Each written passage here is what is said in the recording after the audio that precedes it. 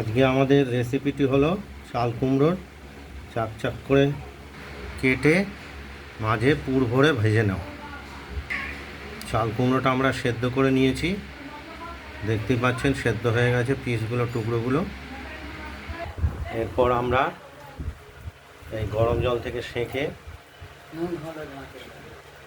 নুন হলুদ মাখিয়ে রেখেছি। আর এইদিকে আমরা দিয়েছি পোস্ত, কাঁচা লঙ্কা বাটা আর ছানা, খুব অল্প পরিমাণে ছানা দিয়েছি আমরা। এইটা আমরা এই চাল কুমড়োর মাঝে পুর হিসাবে ব্যবহার করব।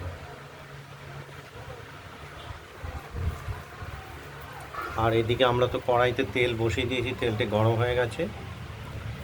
এই এক এক করে চাল কুমড়োর টুকরোগুলোর মাঝে এই ছানা, পোস্ত, কাঁচা লঙ্কার বাটার পুর ভরে আমরা এক এক করে ভেজে নেব কড়াইতে।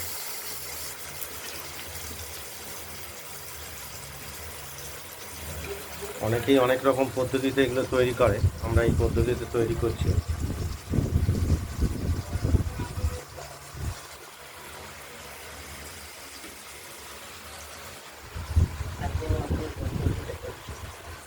এর মধ্যে আজকে যে অতিরিক্ত জিনিসটি দেওয়া হয়েছে সেটি হলো ছানা,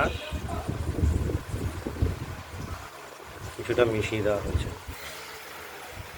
পোস্ত, কাঁচা লঙ্কা বাটা দিয়েছে।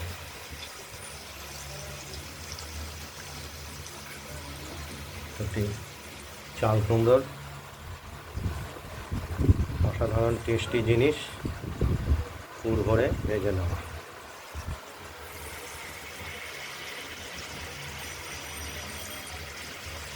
আজকে নতুন মশলা দিলাম ছানা দিয়ে, পোস্ত দিয়ে, কাঁচা লঙ্কা দিয়ে।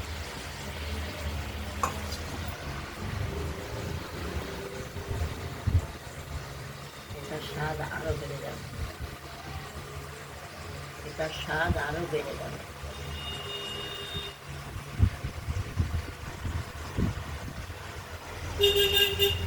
দিলাম কড়াইতে। এবার আমরা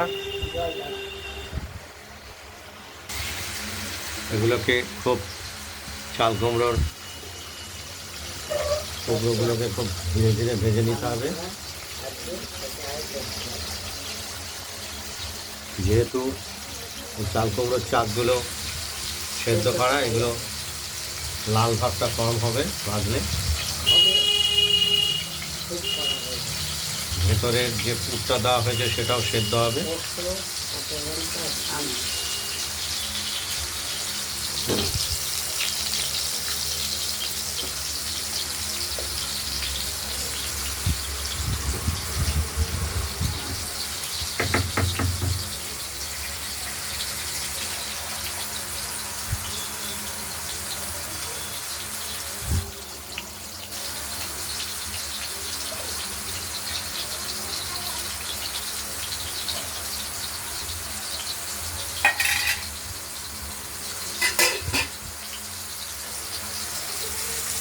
এবার আমরা এক এক করে উল্টো দিকটা উল্টে দেবো।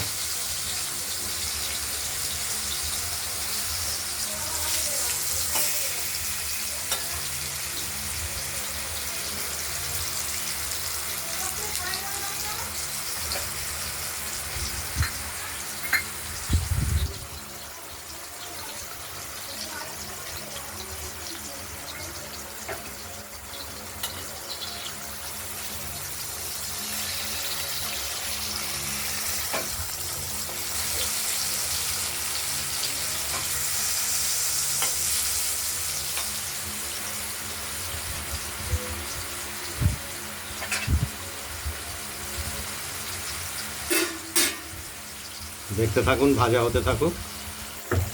আমরা চাল কুমড়োর চাকগুলোকে একটু উল্টে উল্টে দিচ্ছি, এগুলো ভাজা ভাতটা কম হবে, ভাজলেও ভাজা দেখা যাবে যেহেতু সেদ্ধ করা।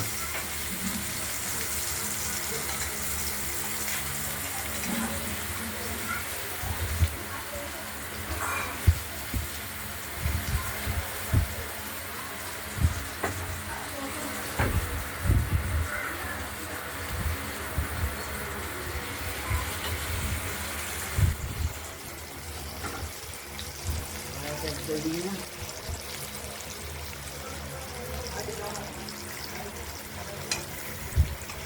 খাওয়ার মতো তৈরি হয়ে গেছে।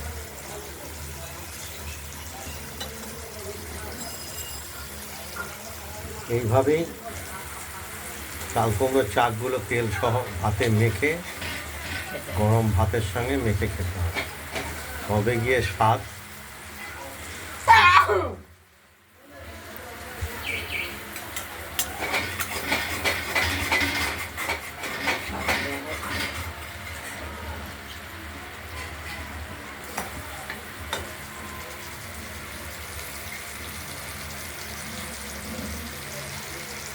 এই রেসিপিটা হয়ে গেছে।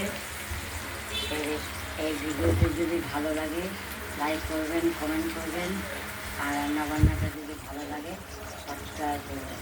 আজকের মতো এখানে ভালো থাকবেন, সুস্থ থাকবেন, সাবধানে থাকবেন। আজ এই পর্যন্তই। আগামীকাল আবার রান্নার নিত্য নতুন ভিডিও রেসিপি নিয়ে এসে আপনাদের কাছে হাজির হব।